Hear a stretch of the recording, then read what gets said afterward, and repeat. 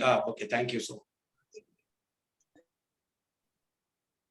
So good afternoon, everyone. It's such a pleasure to be here chatting on a very important fact of why and who and how and what the MBA, which is the management grail of doing management leadership programs, where is it headed, what it is doing, how it is progressing, and given the new dimensions of technology that have been added over a previous half a decade, how is management changing? So, with me today in the afternoon is S. Ramakrishna Velamuri, is professor and dean of the School of Management at Mahindra University.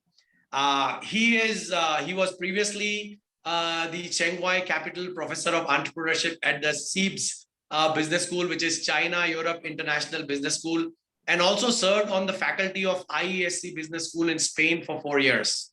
He's been a visiting prof at the Indian School of Business, the Frankfurt School of Finance and Management, Bocconi University, and the International Anti-Corruption Agency Academy in Austria. He has been a facilitator in executive education programs for senior managers at Michelin, Air Liquide, Roche, Tencent, China Development Bank, Shandong Gold, Bosch, UNICEF, amazing, Abbott Laboratories, Goodyear Dunlop, and to name just a few. He's also been a facilitator at the China Entrepreneurial Leadership Camp for High Growth Chinese Entrepreneurs and the CEO Collaborative Forum for High Growth Entrepreneurs. His research has been published in leading academic and practice journals like Harvard Business School Review, MIT Sloan Management, California Management Review, etc. 3 of his case studies have won awards and several have been on bestseller lists. He has written for, given interviews to, and been quoted in a number of international and national media outlets. He served on the 2019-20 advisory councils of the CNBC Disruptor 50 to select the 50 most disruptive private companies in the world. So who better to talk to than himself, Dr. Rama? Shall I call you Dr. Rama for the purposes of this conversation, Doctor? Yes, you can even call me Rama. No, you can drop the doctor. Okay, but this is amazing exposure, this wealth of exposure that you have, and you yourself have completed your PhD, etc. And you have been on the global stage. And given the last 5, 8, 10 years disruption, how do you think the MBA student should look at an MBA today from a perspective of integration of technology? Okay. So let me first talk about the MBA degree itself, and then I'll talk about MBA blended with technology. Right. So if I compare with exactly 40 years ago, 1983, when I started my MBA, at that time, the MBA was an exclusive degree. So there were very few MBAs being offered. In India, you had the IIMs and you had maybe XLRI, Jamnalal Bajaj, and a couple of others, okay? And even globally, there were not that many providers of MBA education, and the providers actually had very small class sizes. So in those days, it was an exclusive degree. But today, the MBA actually is the most widely offered master's degree in the world. And it is far, far ahead of other master's degrees. And there is a reason for that, Kamlesh. So the reason is that the acceptance of the MBA, the MBA qualification is actually very, very wide. It's widely accepted in services industries. As you know, consulting firms are one of the biggest hirers of MBA graduates.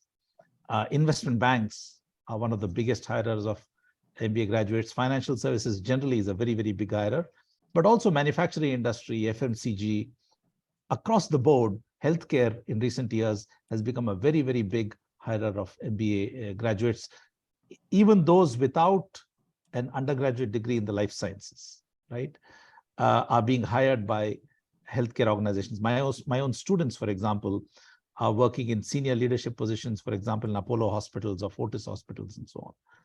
So it is a very, very widely accepted business qualification.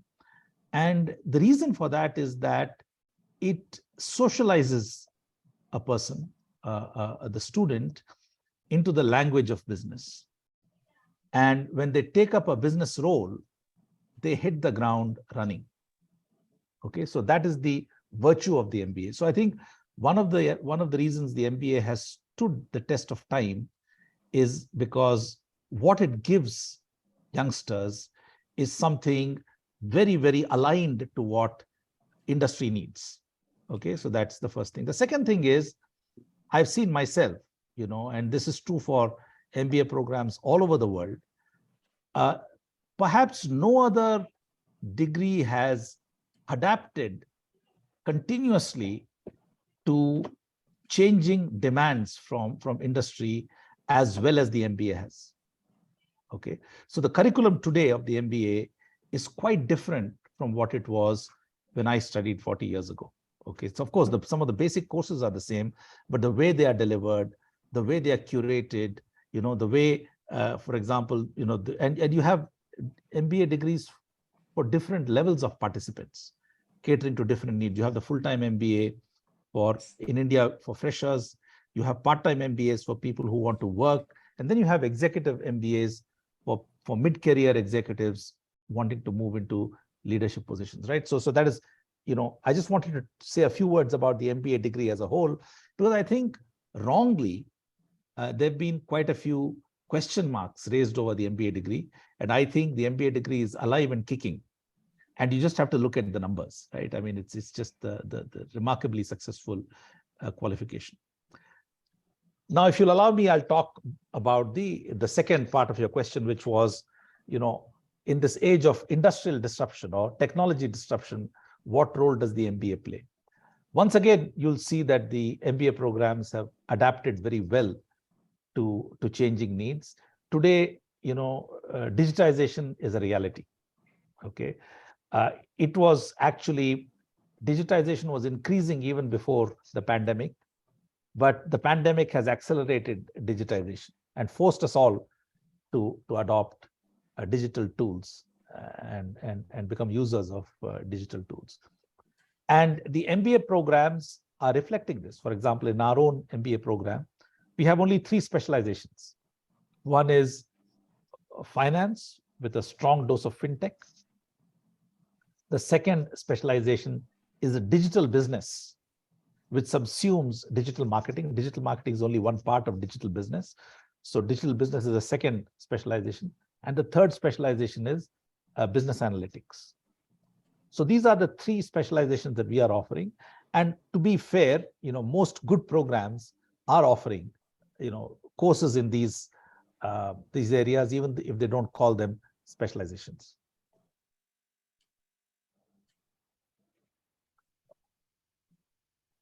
So the ability to use technology, the ability to deploy technology, the ability to think strategically about how technology impacts my business and can give me a competitive advantage are all part and parcel of what we teach in the MBA programs. Oh, that's brilliant. So I, in the conversation, you mentioned that MBA is alive and kicking. It is absolutely alive and kicking from my perspective, because the scale of operation of industry is extremely large. It is spread across the globe. It is merging and emerging into a larger space in industry, in every sector, right? And today's scale is important. And the more layers that you create, the more management structure that you desire. And while digital and digitization is a part of today's culture, and like you said, over a period of 40 years, management has evolved. But there is one thing that has never changed with management education, and I absolutely love that. That is the management education, whichever function or whichever area or whichever specialization choose, still only adheres to the fact that it wants to create a leader out of it. It wants to ensure that you are in a leadership position, irrespective of the industry that you go to. See, many students do not, appreciate this very inherent ability of that qualification to enable you to get to a leadership position in any organization of any scale, at any geography, and within any sector. So if you could tell us about what Mahindra University is bringing to the table and your program is bringing to the table to enable these young kids to take that leadership role and position, it'll be phenomenal if you could explain that. And especially because you've got such brilliant exposure on the other side of the pond and even globally in Europe as well as in Asia, which is in China. So if you could, throw a little light and perspective about what Mahindra University's MBA program is delivering in terms of leadership, and how do you compare it with your experiences abroad? Yeah, so I can share with you my experience as an MBA graduate. As I said, in those days, I graduated in 1985, and there were very few MBAs. And I actually joined the manufacturing industry in Spain. We used to make batteries for the automotive industry. And I think I was MBA number 3 or 4 that they hired. So this was a company that had, 6,000 employees. And I was MBA number 3, probably. All the other people were engineers, okay? And my bosses had a little bit of they were a little surprised because we, the small number of MBAs that were there, we were willing to take on any task in the organization. If it was reorganizing the production of a line of automotive batteries, we raised our hand. If it was to project the cash flows of a subsidiary in France so that the company could apply for a loan to the bank, we raised our hand. If it was to assess the human resource challenges faced by the Italian subsidiary, we raised our hand. So the bosses were saying, these guys, I mean, are they bullshitting, or are they really able to deal with so many different things, right? Are they able to offer insight into so many different things? And what my bosses learned was that training that we had for 2 years, which is a case-based training. I went to a 100% case school like IIM Ahmedabad. My school in Spain was also started, the MBA program was started with the assistance of Harvard Business School. And so we did 600 cases over 2 years, okay? And we developed amazing insights into problem solving, because every case presents you with a problem that a decision maker faces, right? A decision dilemma, as they call it. And so the case discussion is all about what should this decision maker do with the data that's available in the case, right? And so we were trained to make those kinds of decisions, and we felt very comfortable embarking on any of these different challenges that the organization was facing. So that's my first thing I would say, right? The second thing, I think you made a very interesting observation that, the MBA is very good at training leaders, but I think the MBA as a program also attracts individuals who want to take leadership positions, okay? And taking leadership positions is not easy, as you well know, Kamlesh, right? I mean, there are 2 sides to any position, right? One is, of course, the compensation is high for leadership leaders, but on the other hand, accountability is also very high. So when you take a leadership position, you are in the spotlight because you now have to deliver. You have to deliver results. And I think the kind of people who choose to do the MBA program are the type of people who relish this challenge, who are willing to accept responsibility and who are willing to be held accountable, for the results that they produce. If you're not willing to be, then I don't think you should be, taking up a leadership position. And then perhaps, you don't need an MBA. You can just do, a master's in engineering or a master's in, a finance or a master's in economics, and then stick to a more technical career, where you work as a coder and you can then evolve to maybe a project manager or something like that, right? But if you're keen to achieve general management roles fairly quickly in your career, maybe in 10 years' time, then I think the MBA is the right degree for you. And at Mahindra University, what we are doing is, so first, as you know, there are basically two things, right, that educational institutions have to do. This is not rocket science. One is you need to curate a very up-to-date and industry-aligned curriculum.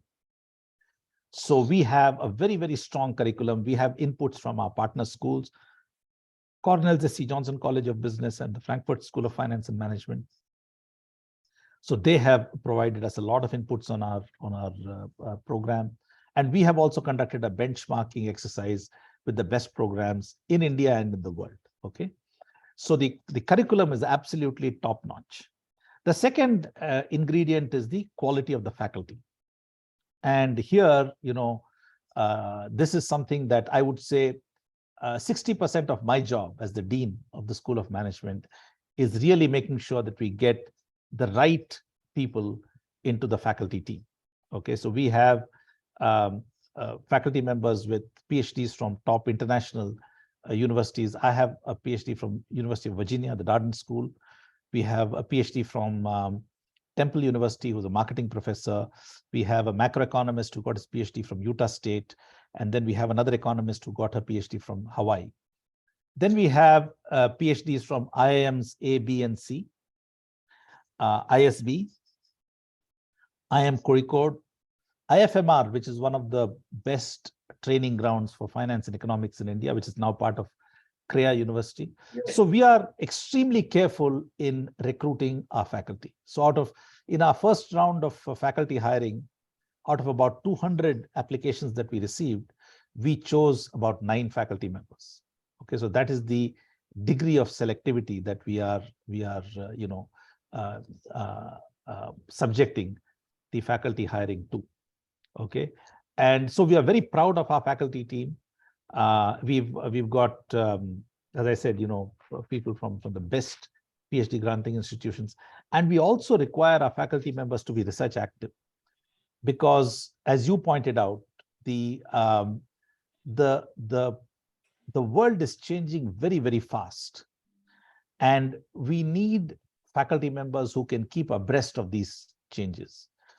And I've observed that only faculty members who are research active, they are the ones who read the journals, the latest journals, who read the latest articles, and who keep themselves updated with the latest happenings in their field.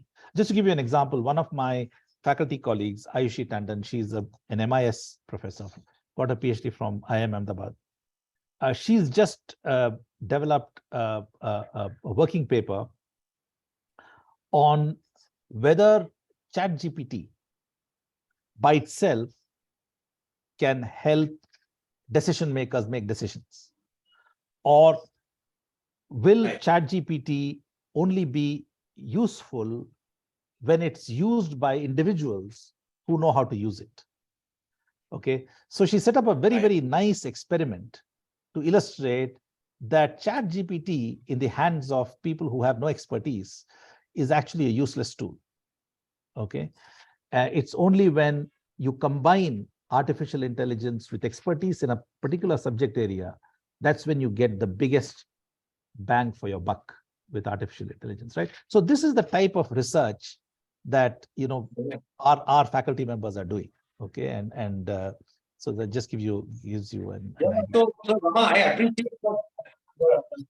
Rama, I appreciate the effort that the faculty puts in, and I think you are amazing in bringing out this fact. Unfortunately, many students do not look at faculty; they look at plain simple outcomes. I have not heard anybody come and tell me, "Wow, this is the faculty who's teaching that. I would like to be a part of that system." So, but it's so nice of you to bring that a very important facet out in front of the students to be able to make a decision on the programs that they should join.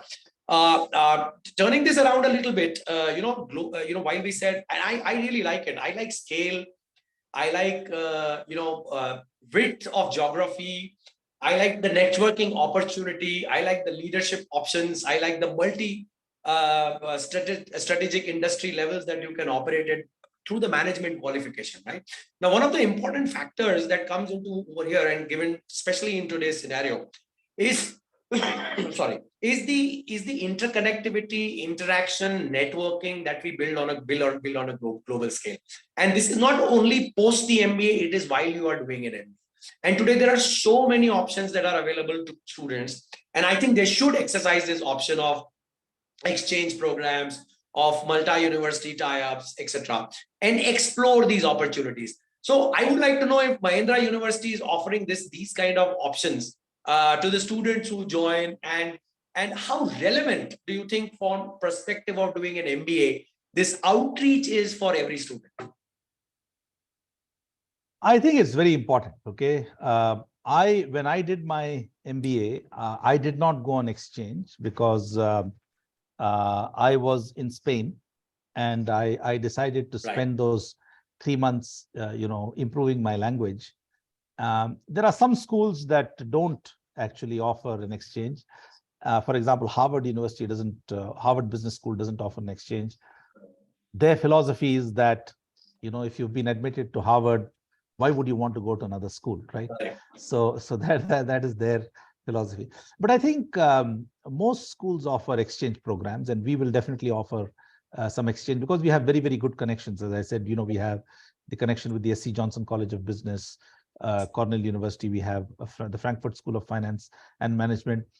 And through my own network, I have connections with Southeast Asian universities, Singapore Management University, Nanyang Technological University, Strathmore University in Kenya, the Pan-Atlantic University in Nigeria, IPADE in Mexico. I've taught in all these, universities. So for me, if any student says to me, I would like to spend a semester, in Mexico or in Peru, or in Kenya or in Slovenia, for example, which is not very well known, we can make that happen. Okay. The formal exchange programs, I think it takes a little while to set them up, right? Because, but, we can actually make these exchanges happen on a one-on-one basis until we have those formal exchange programs set up with other universities. The other day, actually, the Deputy Vice Chancellor of Strathmore University, Kenya, he's actually my PhD student. I supervised his thesis. Edward Mungai, his name is. He reached out to us. I mean, I didn't contact him. He reached out to us and he said, Rama, I've heard about the great things that are happening at Mahindra University. Could we think of, looking for some linkages between your university and Strathmore University in Nairobi, right? And so now, as soon as our Vice Chancellor is actually in the US, as soon as he comes back, I'll be discussing that with him and responding to my students. So like this, we'll get a lot of, approaches from schools in our network, because our other faculty members also very, very well networked. Right. And we look forward to placing our students in. Yeah, but I think that the association with Cornell, etc., itself will, contribute immensely to the learning and knowledge of the program, and obviously the kind of faculty that you talked about is going to be amazing. So, one trend I have noticed, Rama, if you can throw a little light on it, many of the, institutes, whether in abroad or in India, are now giving more importance, and which I think is very appropriate, more importance to the profile of the student, who the student is, the background of the student, the education of the student. And not that they are not considering the tests, the entrance tests, but entrance tests are no more considered to be the holy grail of seeking or getting an admission into an institution, right? And I quite like that trend. Is Mahindra University pursuing that trend and giving a huge importance to the profile and the ability of the student more than just the test? Yes. So I would say, Kamlesh, you're absolutely right. And it's very coincidental that just 2 days ago, I was having a conversation with the Professor Deepak Jain, who was the former Dean of Kellogg. Yes. He was the Dean of INSEAD. And then he was my boss at the China Europe International Business School. He was a professor at CIBS for several years. He stepped down last year. Yes. So he's in Chicago, and I had a conversation with him. And he was saying that even at Kellogg, they never really placed a lot of emphasis on the tests.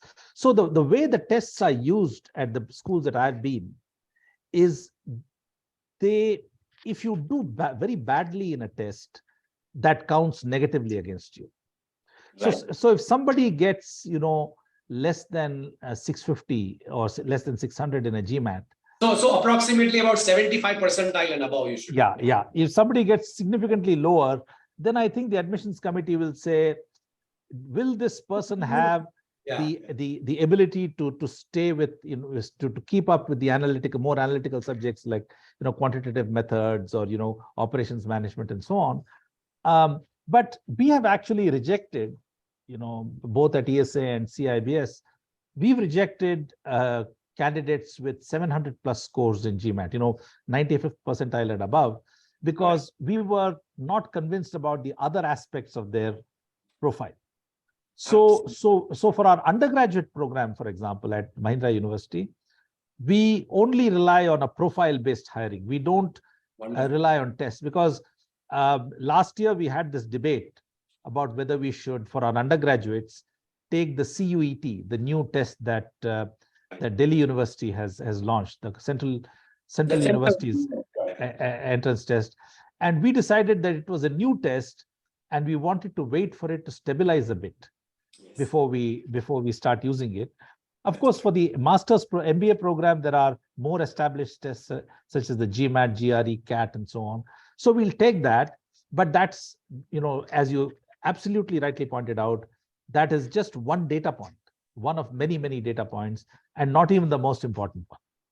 So I think it's a huge opportunity for students, Yes. to look beyond, just the standard institutes that one goes to, and seek out, new programs and new universities that are starting and coming up. And I think the university scenario is amazing. That this new change that I've been seeing in the last 4 years, or maybe half a decade, 5 years, the number of private universities have jumped from almost 200 to 480 plus now. And this is going to get entrenched more and more. And, the big thing about the universities that I admire, who are offering, MBA programs or undergrad or any other program that they are offering, is the opportunity to have a multi-diversified student population. Yes. So, you're not in an institution which is only singularly teaching one particular area of expertise.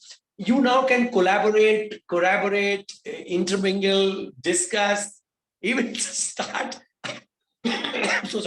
a business with somebody from another faculty, right? Yes. So in Mahindra University, I see that opportunity for students. How do you position, your students versus the, the interdisciplinary opportunities that are available in Mahindra University for the students? Yeah. So just to give you an idea, how do you visualize?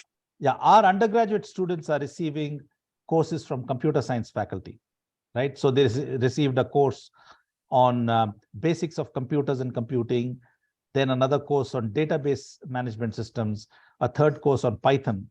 All were taught by PhDs in computer science. Okay, so that's one benefit.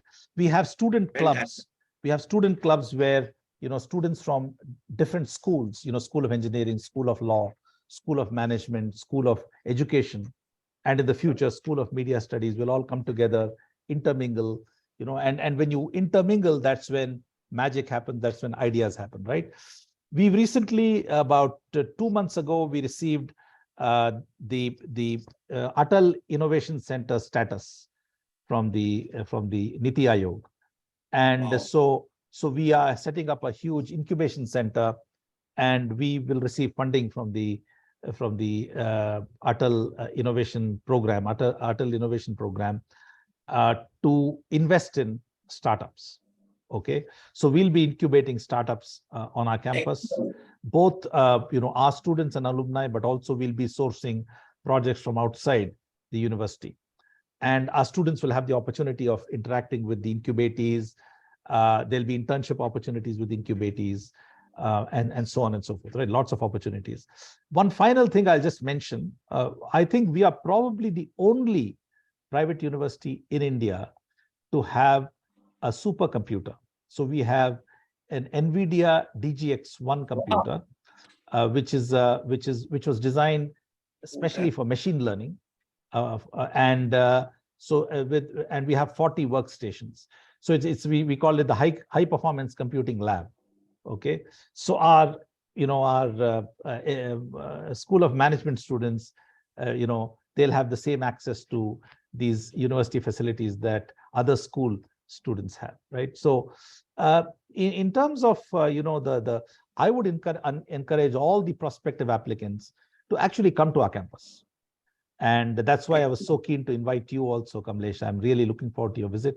You come to our campus, 110 acres, beautiful green campus, with of course, classrooms, modern classrooms, state-of-the-art sports facilities, state-of-the-art labs, computing labs, civil engineering labs, physics labs. Of course, for management students, you may not be that interested in all that, but the incubation center, you can come and see all that. You have multiple dining rooms on campus. Just get a sense of how serious this place is. Because in my case also, I was employee number 1 at the School of Management more than 2 years ago. And for me also, it was a leap of faith, right? I was actually joining a future, betting on a future. But I saw that the Mahindra brand is a very reputable brand. And our Chancellor, Mr. Anand Mahindra, is very serious about education. He's not in this for the money. And the leadership team of the university is absolutely top notch. You can meet them when you come here, and you'll get a sense. Rama, I never do these sessions. I only did it because there is a brand and there is you. And you see, at the end of the day, what I personally believe, and I'm very, very, very enthused about the fact that many of our, global business leaders in India are today getting into and contributing to education from a perspective of the growth of the country. Usually it is people who go after saying, all right, let me open an educational institution because there is X amount of money in it. But what I see now is the trend changing, and it's a very positive trend of people who are leaders themselves in industry and global leaders who are contributing to this.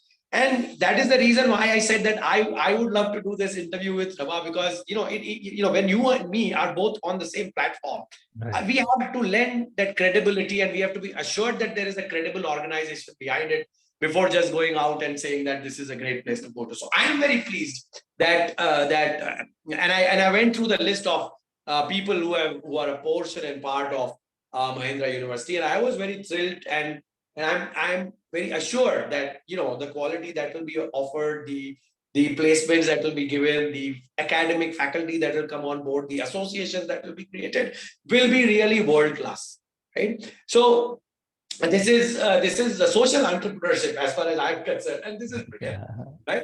And yes. Now, but to add to that, entrepreneurship is a new bug, that everybody attaches themselves to. And nowadays, the whole idea, either in campus or outside of campus or in any colleges, I want to start a business of my own. I want to start a business of my own. While I believe that could be a very, very passionate way to look at it, and a very nice way to look at what your future should look like, I think there is an opportunity in entrepreneurship, but at both ends of the spectrum. And internal, which is intrapreneur, which is a person who is as open and ideated and wishes to grow the organization from within through a proper structure and process. And the entrepreneurs who are outside, who don't know where their next meal is going to come from, and willing to take the leap of faith over there. So, and you have been a professor of entrepreneurship and contributory to entrepreneurship for all along, so many years. Is it something that you bring specifically to the table in the program that is being offered as an MBA in Mahindra University, that entrepreneurship is a part of the DNA of that program and enable students? Of course, you mentioned about the incubation cell, but is it a part of the DNA of the management program also? Yes, completely. So nowadays, as you rightly pointed out, entrepreneurs are needed not just in independent startups. They are needed in established organizations also. They are needed in government. They are needed in look what Mr. Chandrababu Naidu did as the Chief Minister of Andhra Pradesh, right? He positioned the entire state as an IT hub, as a competitor to Bangalore and other large IT centers, right? And it's thanks to him that the whole high-tech city, Gachibowli, and the whole tech industry grew here.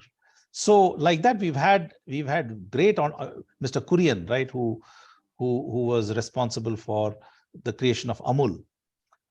He was an entrepreneur within the cooperative movement in India and made India self-sufficient in milk, right? So it's in my case, I'm now, you can call me an intrapreneur, to use your term, because I joined, as employee number 1 in the School of Management, and for me, it's a really exciting project to work and to create this School of Management. Of course, I have all the support of the Mahindra brand and the Mahindra infrastructure and the Mahindra resources.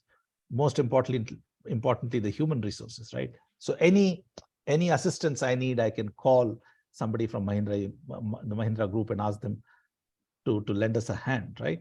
And they're willing to do that. So I think in India, what has happened is that in the past, entrepreneurs were not well regarded in society. If you're an entrepreneur, no parent would give their daughter in marriage to you because your income was uncertain, right? So from that, extreme, the pendulum has swung to the other extreme, and now the entrepreneur is seen as a panacea for every evil in society, and that is also very dangerous in my view, right? Because you don't want to overstate, or you don't want the euphoria about entrepreneurship to come in, because entrepreneurship is quite tough, Right. And there are, as you well know, Kamlesh, you yourself are a very successful entrepreneur. There are more, failures than successes. True. And before your success, you have to pass through some very, very tense moments, when things don't look at all good. And there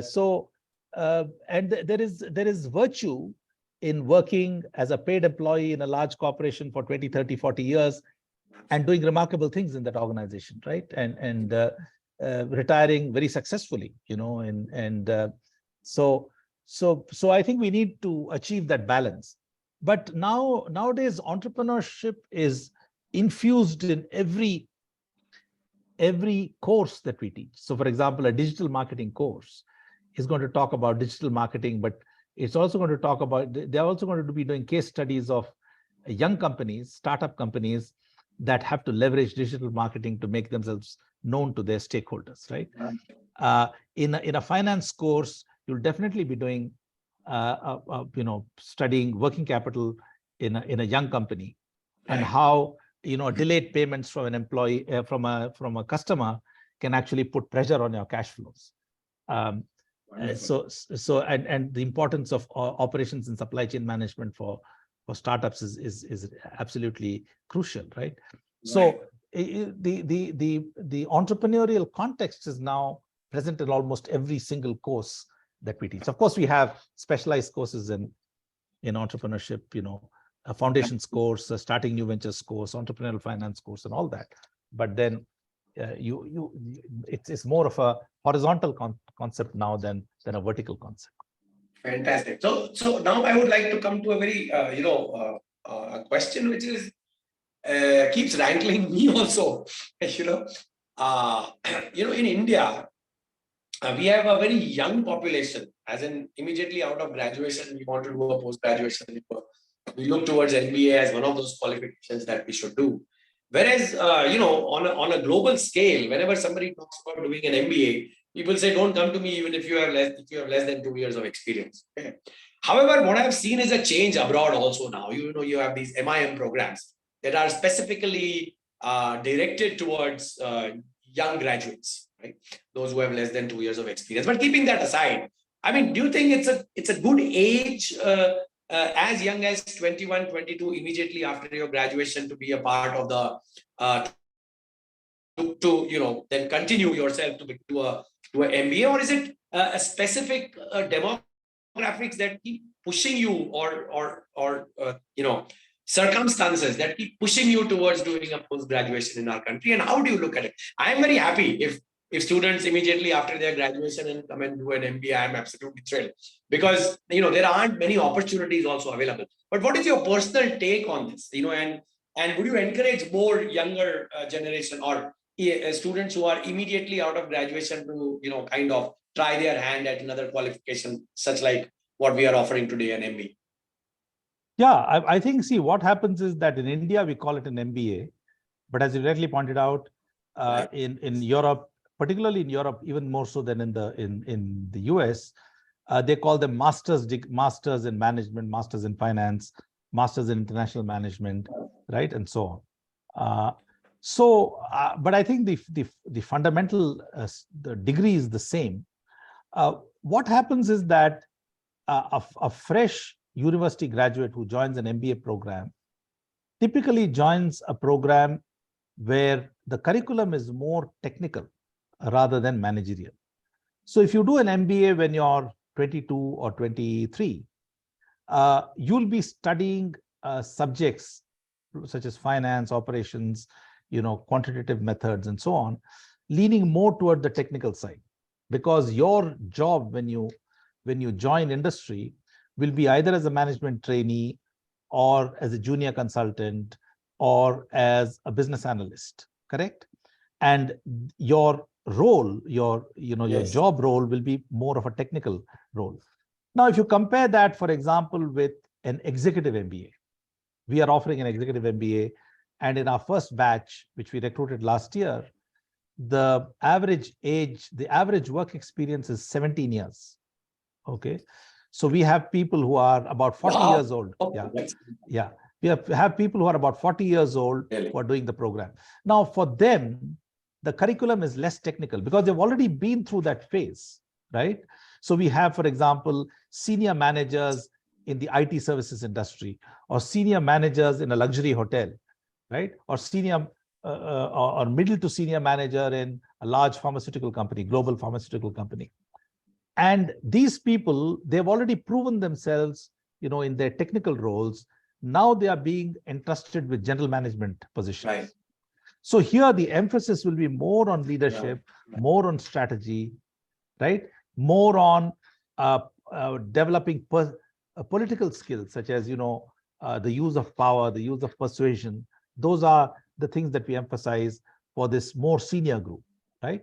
But for the more junior group, the freshers, we have a much more of a technical curriculum. So when we say you learn digital marketing, you'll actually learn to run a digital marketing campaign. Right. Whereas for the senior leader doesn't personally have to learn SEO and SEM. They just need to supervise somebody who is good at that, right? So what are the questions that you will be asking that junior person? That will be the emphasis for the senior leader. Whereas for the full-time MBA, the focus is more on you as a doer. That's right. For the executive MBA, the focus is more on you as a manager, as an enabler, right? That's right. So I would like to add to that. While these are at a strategic level, these are absolutely a perfect responses. I think in India, after you do your graduation, there is an aspiration to a certain job, a certain outcome. Right. Why in India? Anywhere in the world, actually, for that matter. Right. Right. And when you are just plain out of graduation, you don't get that opportunity. That opportunity doesn't knock on your door, right? And I think the management institutions today are fulfilling that role brilliantly. Not only are they technically empowering the student, educationally empowering the student, and also hand-holding the student towards maturity. Because from 21 to 23, you are in a management college. And obviously, there is a huge maturity that the institution lends itself to the student, right? And I think, many management institutions, therefore, actually give that fillip to your career. And that's why I go back to your first answer, that management education is not out of fashion. It is still absolutely necessary. Definitely. Not only from a perspective of scale, but from a perspective of opportunity, right? Yes. But I wish that more students would come into the management cadre, especially from a perspective of a demographic of a batch. When you compare a demographic of a batch which is abroad versus a demographic of a batch in India, Unfortunately, 75 to 80% of the students in most management colleges end up to be engineering graduates, right? So I don't know what, you and me are both BCom. I went through our profile. I don't know what is stopping the non-engineering, graduates to compete in that space in management. And I wish there would be more, and I hope this conversation encourages more of them to apply. That's the one demographic I would like to encourage to apply. And the second demographic would be, diversity in gender. International institutes, Rama, you know very well, there are almost 47. In some institutes, there are even 51% percentage of girls versus, males versus females in an institution. Whereas in India, we are still stuck at 20, 25, 15, 18, 20%. Is there anything special that Mahindra University is doing for these demographics to be a part of the future leadership diaspora? In our undergraduate programs, in our BBA and BA programs, we have almost equal male-female representation. Okay, but I believe that it's a good sign, Rama. That means they are. Yes, but in the MBA, I think it's going to be a little more of a challenge. I'd be very happy if we can end up with about 30 to 35%, and definitely, I think we should all put in place, maybe as a collective, right? Get together all the business schools to see how we can attract a larger number of female participants. And but I think even the leading programs in the world, many of the leading programs in the world, they only have about 25 to 26% female participation. And I think that is also a reflection of the percentage of female business leaders, right? If you look at the CEO positions, it's only about, of the top of 500 companies, it's only about 8 to 10%. And then if you look at the number of women in the boardroom, it's again very, very low. I think all of us as a collective need to come together and look for ways to increase the participation of women, not only in business schools, but also in middle management, senior management, and in the boardroom. Absolutely. No, we should look at that. And I think that's a good point that you made, that it should be a collective, and like-minded people like us should come together and encourage more. See, also because there is a demographic dividend opportunity for our own country, right? Just being there as a part of offering education is insufficient when majority of our demographic is not accessing that option and that education, right? And the more we, the better we become, and the superior in terms of our population becomes in terms of their education. Now, just one quick question. Traditionally, finance, marketing, HR, ops were the most sought after MBA specializations. However, with time and due to technology and post-COVID, etc., what is changing? What do you think are the most in-demand specializations? Or going forward in the next 3 to 5 years, what would be most demand in specializations or functions within the management spectrum? I think traditionally the most demanded have been finance and marketing. And then those who have chosen not to do a specialization have done the general management MBA, right?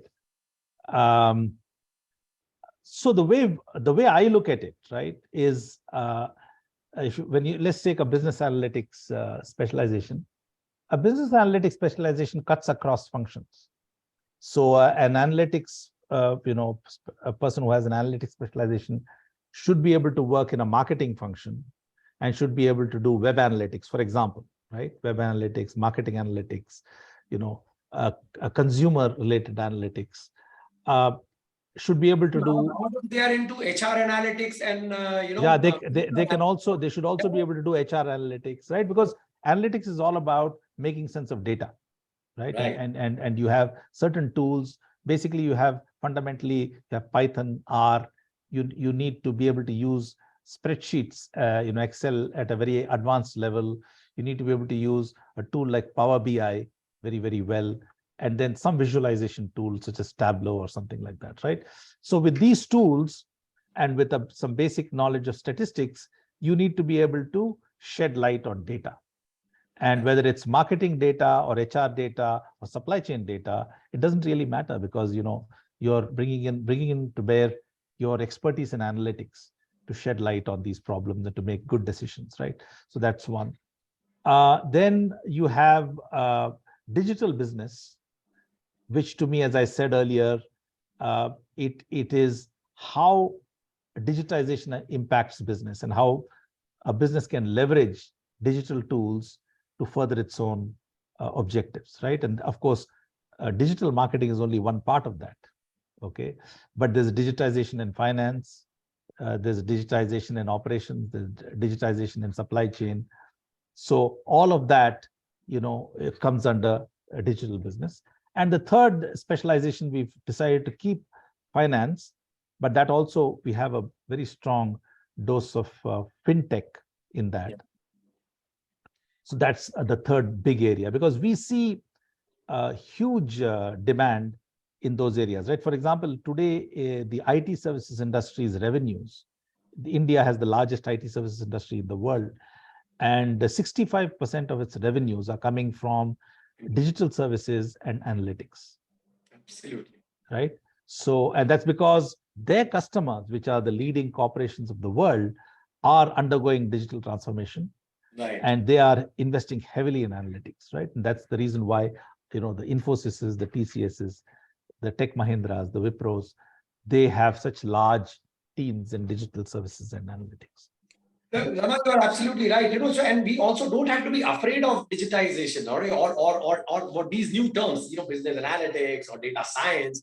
I don't think we need to be afraid. You don't need to be an engineer, or you need to be a scientist, or you need to be somebody to be able to appreciate what is happening in the market. Because from a perspective, we have always used data, right, to arrive at even as simple as marriage. Somewhere along the way, mentioned that, if you were an entrepreneur in those earlier days, you won't even get a girl to marry. But we even apply over there, because what is the height? What is the boy's earning? Because from this data that we get from this information is the decision that is made whether to, give your girl in marriage to that boy or not, right? Yes. And similarly, and vice versa. Also look at demographics. It has always been a part of it. We can't generally, label it simply saying that, oh, we have a population of 1.5 billion. You have to, micro slice it in terms of age, in terms of wealth, in terms of geography. So what has happened with this data science and analytics is there are now data is available, and there are tools on top of it that management programs teach you or get you comfortable with to understand and leverage, so that you will be able to make smarter decisions. And also, so I don't think people should be afraid of it. And also, Kamlesh, our country, India, is actually leapfrogged many of the developed countries. And in some areas, we are the leaders in the world today, right? UPI, fintech UPI Amazing. Is huge. Aadhaar card is huge.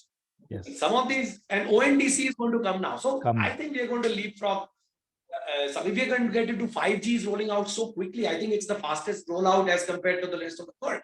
So somewhere, I think that whole push towards digitization is going to take a huge leap, and therefore in India and abroad and globally, management has to reflect digitization and analytics and a little bit of understanding of how this whole thing integrates into this web of opportunity that is available to students, right? Yes. Right. So is there, so I think we have had a lovely conversation. At least I enjoyed the conversation. Rama, I hope you did too. And I hope the students who were a part of this enjoyed the conversation too.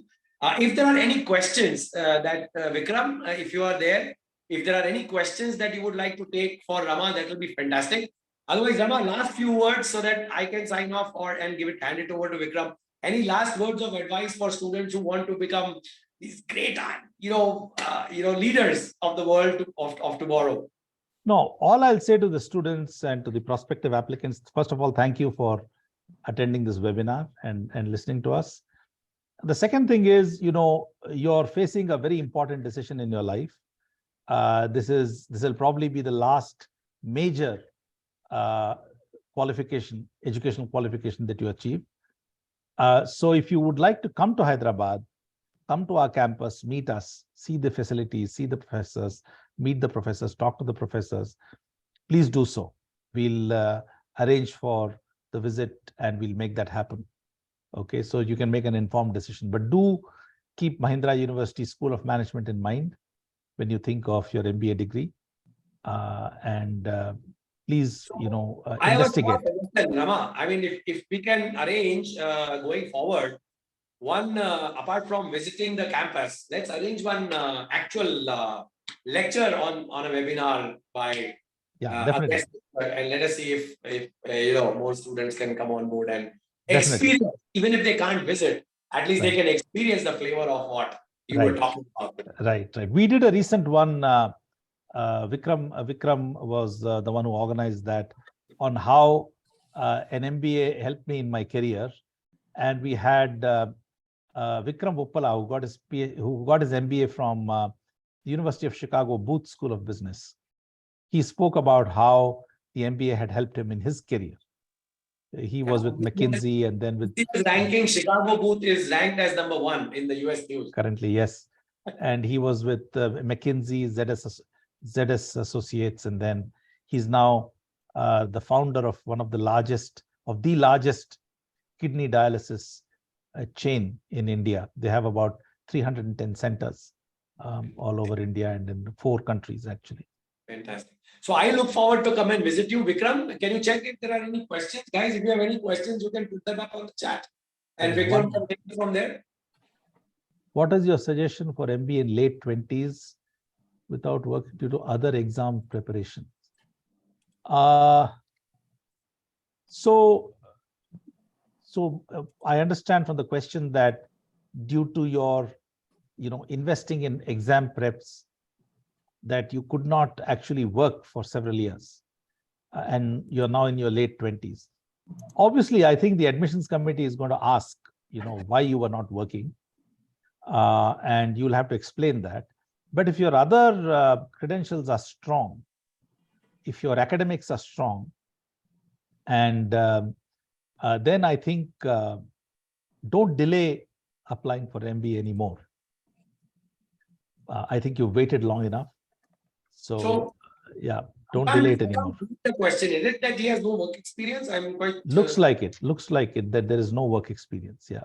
Okay. But if he has work experience, then there are multiple institutes that can open up doors for you. Okay. There is a spectrum of institutes in India and abroad that you can apply to. And the same examinations which Rama and I spoke about, the GMAT, CAT, and the GRE, will work still for all of those. So I think you still have a huge opportunity in doing your MBA. Right. Yeah. Is there any other? Yeah.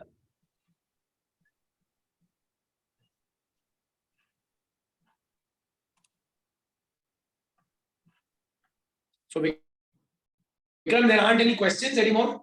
No, there aren't any questions, sir. I think we can wrap this up here. Okay. I think we are getting to our time limit also, 15:30. Yes. What we will do is then we will put this chat up for students to watch either on Reel or Instagram or wherever. And even if that time the students want to ask questions, they can. And we will still keep on giving them the answers. You and me and or IMS and Vikram can, or Mahindra University can still answer those questions. Definitely, we'll be happy to answer. Lovely to be with you, Vikram. Lovely to be with Rama. Thank you very much to take out your here. How can we identify the specialization suitable for us? Go ahead, Rama. You can answer this question. Yeah, very, very quickly. So look, you don't need to identify your specializations before you enter the MBA. You can join the MBA. The first year coursework is common across all the specializations. It's only in the second year that you have the specialization courses. So during the first year, you'll have a lot of opportunity of talking to your professors, talking to industry speakers, interacting with your classmates, and you can reach a more informed decision 1 year into the program. I'm a student of class 11. I want to know. Question. Would you like to take it, Rama? UG courses for management from abroad. If your parents are willing to invest the money, there are many good UG programs for management around the world. If you're looking at the US, you can look at the University of Michigan, the University of Virginia, and the University of Pennsylvania, the Wharton School, and the University of Texas at Austin. These are the top 4 undergraduate business programs in the US. In Canada, there is the University of Toronto, Rotman School. And in Europe, I would say Bocconi is one of the best undergraduate programs for business. And there are many others, right? So do connect with us and we'll be happy to help you. Yeah, great. And there's one, I think this is the last question that we should take. So do the campus interviews during entry, at the time of the interview, ask us which specialization you prefer. Yes, I mean, we will ask you, but you can say that you'll take a call at the end of the first year. We won't force you to define a specialization when you enter. Okay, great. Thank you. Thank you very much, Rama. Thank you, Vikram. Thank you, students, for Kamlesh. being a part of the story. It's a pleasure to be in conversation with you, Rama. I am coming to Hyderabad. Definitely, definitely. We'll make sure that you get a nice biryani when you come here. Bye, Kamlesh. Yes, sure. Bye, sir. Okay. Thank you. Bye, bye, bye, Vikram. Bye.